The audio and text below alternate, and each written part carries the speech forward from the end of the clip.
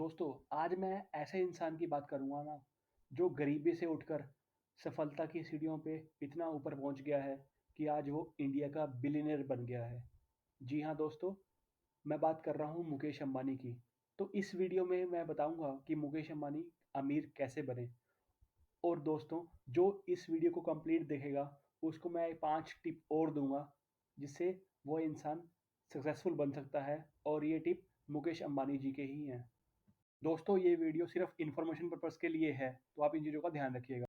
तो अब बात करते हैं मुकेश अंबानी जी की अर्ली लाइफ के बारे में और उनकी एजुकेशन के बारे में। दोस्तों, मुकेश अंबानी जी का जन्म 1957 के अंदर हुआ था। घर में स्टार्टिंग से ही बिजनेस का माहौल था, तो उसका इम्पैक्ट मुकेश अंबानी जी के ऊपर भी पड़ा। और उन्होंने अपनी जो बैचलर्स डिग्री है केमिकल इंजीनियरिंग के अंदर यूनिवर्सिटी ऑफ मुंबई से कंप्लीट करी थी। उसके बाद वो एमबीए करने के लिए स्टैनफोर्ड गए थे।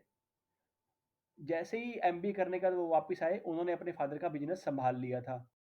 जैसे वो मुकेश अंबानी जी अपने फादर के साथ काम करते गए, तो उन्होंने अपनी जो कंपनी है उनको डिफरेंट एरियाज में डाइवर्सिफाई किया। टेक्सटाइल की कंपनीज खोल ली, पेट्रोकेमिकल खोल लिया, पेट्रोलियम रिफाइनरीज खोल ली, पोलिएस्टर फाइबर्स खोल लिए, या फिर गैस एंड ऑयल प्रोडक्शन खोल लिया। तो मतलब कि इन्होंने अपनी कंपनी को वास्ट डोमेन में डाइवर्सिफाई किया। दोस्तों, कहते हैं ना कि अगर आपका गोल क्लियर है, आप उसकी तरफ एफर्ट्स लगा रहे हो, तो आप गोल को अचीव कर सकते हो। जैसे हेनरी फोर्ड का एग्जांपल लेते हैं हम, तो हेनरी फोर्ड को गाड़ियों के बारे में इतनी इन्फॉर्मेशन नहीं थी, लेकिन उन्होंने बेस्ट पीपल रखे थे अपनी कंपनी के अंदर जिनको गाड़ियों के बारे में ए टू जेड इंफॉर्मेशन थी और अपडेटेड भी थे लेटेस्ट टेक्नोलॉजी के साथ। यही रीजन था कि हेनरी फोर्ड इतना ग्रो कर पाए और ऑटोमोबाइल सेक्टर में एक नाम कमा पाए। दोस्तों, इसी तरह रिलायंस ने भी अपनी कंपनीज को डाइवर्सिफाई किया डिफरेंट डिफरेंट डोमेन्स में। जैसे मैंने बात की, पेट्रोकेमिकल कंपनीज खोल ली, रिफाइनरिंग कंपनी खोल ली, रिटेल खोल लिया, टेलीकम्युनिकेशन खोल लिया। टेलीकम्युनिकेशन में जैसे जियो ओपन कर लिया, जियो सावन ओपन कर लिया, या अब जियो सिनेमा भी ओपन कर लिया है। तो मतलब कि रिलायंस ने अपना कंपनी को डाइवर्सिफाई कर लिया डिफरेंट डिफरेंट एक्सपेक्ट्स और एरिया के अंदर। तो उनके ऊपर मैं वन बाय वन बात करूंगा इस वीडियो के अंदर। तो रिलायंस ने अपना डाइवर्सिफिकेशन चालू रखते हुए 2016 में जियो स्टार्ट किया। जियो बेसिकली इंडियन टेलीकॉम मार्केट में धमाका मचाने के लिए आया था, क्योंकि उससे पहले जो डाटा थे और बात करने का पैसा चार्ज होता था कस्टमर से, कॉलिंग का फैसिलिटी थी, वो बहुत महंगी थी। लेकिन जियो के आने के बाद लोगों को कॉल रेट सस्ती मिलनी शुरू हो गई। इसके अलावा वो इंटरनेट भी सस्ते पैसे में यूज़ करने लग गए। ठीक है, इस चीज़ को आगे बढ़ाते हुए जियो ने 4G नेटवर्क बूस्ट किया। इसके बाद डिजिटल सर्विस पे फोकस किया, जैसे इसमें जियो टीवी आ गया, जियो सिनेमा आ गया, जियो सेवन आ गया। तो ये है रिलायंस की जो जियो आर्म थी, उन्होंने एक्सपेंड कैसे किया, और वो आगे भी कंटिन्यूअसली कर रहे हैं। दोस्तों, इस वीडियो से अभी तक हमें क्या सीखने को मिला कि रिलायंस ने कैसे अपनी कंपनीज को डाइवर्सिफाई किया। उन्होंने मार्केट में गैप्स एनालाइज किए, मार्केट में गैप एनालाइज करने के बाद उन्होंने अपॉर्चुनिटी देखी, अपॉर्चुनिटी देखने के बाद रिस्क पे काम किया और अपना new kind of a company launch करी। तो हमें ये ध्यान रखना है, अपने गोल क्लियर रखना है, फोकस्ड रहना है और मार्केट में गैप को एनालाइज करना है। तभी आप किसी बिजनेस में सक्सेसफुल हो सकते हो, प्रॉपर स्ट्रेटेजी के साथ। दोस्तों, मुकेश अंबानी जी सिर्फ बिजनेस नहीं करते, उन्होंने समाज के लिए बहुत काम किया है। फाइनेंशियल ईयर 2022 के अंदर उन्होंने 1184 करोड़ रुपए खर्च किए हैं समाज के लिए। पेंडेमिक की टाइम खर्च किए थे, इसके अलावा एजुकेशन के ऊपर खर्च किए हैं और लोगों की हेल्थ के ऊपर खर्च किए हैं। तो इन तीनों एस्पेक्ट को मिलाकर उन्होंने 2022 के अंदर लोगों के लिए बहुत सारा काम किया है अपनी फंडिंग के थ्रू। दोस्तों, मैं जानता हूँ आप अपनी टिप्स के लिए वेट कर रहे होंगे, तो सिर्फ 1 से 2 मिनट का इंतजार कीजिए, आपको मैं टिप्स इस वीडियो के एंड में जरूर बताऊंगा।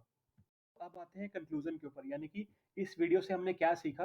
इस वीडियो से हमने अब तक ये सीखा कि मुकेश अंबानी जी ने अपनी स्ट्रेटेजिक थिंकिंग से, लीडरशिप क्वालिटी से और फोकस्ड रहकर, रिस्क प्रॉपर एनालाइज करके अपने गोल्स को अचीव किया है।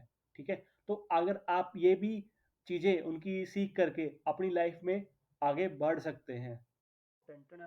अब दोस्तों, अब आते हैं टिप्स के ऊपर। तो पहली टिप जो मुकेश अंबानी जी ने दी है, वो है थिंक आउटसाइड द बॉक्स, यानी कि दूसरों से हटकर सोच। यानी कि जो कॉमन इंसान सोचता है ना, अगर आप वही सोचोगे तो आप भी एक आम इंसान बन के रह जाओगे, आप अमीर इंसान नहीं बन सकते। इसलिए हमें भीड़ से हटकर सोचना पड़ता है। ठीक है। सेकंड आता है don't lose focus on your goals, यानी कि जो भी आपने लक्ष्य बता रखे हैं अपने, ठीक है, अपने गोल डिसाइड कर रखे हैं, उन पे फोकस मत हटाओ। बिकॉज परेशानियां उन्हीं को ही आती हैं जिन पे भगवान को यकीन होता है कि ये कुछ ना कुछ कर लेगा। तो परेशानियां आ रही हैं, उसको आप एज अ चैलेंज लेकर चलो और अपने गोल से फोकस मत लूज होने दो। दोस्तों, थर्ड मंत्र आता है don't compromise with your routine task, यानी कि जो आपके रूटीन के काम है, दिनचर्या है, उसको कभी भी कॉम्प्रोमाइज मत करो। आपको अपनी हेल्थ पे फोकस करना है, तो अब आप मतलब कि एक्सरसाइज वगैरह करते हो, या फिर आपको फैमिली के साथ टाइम स्पेंड करना है, तो आपके ये रूटीन वर्क हो गए, इससे आप कभी भी कॉम्प्रोमाइज मत करो। फोर्थ पॉइंट आता है change luck with positive thinking. आपको हमेशा अपनी लाइफ के अंदर पॉजिटिव सोचना है।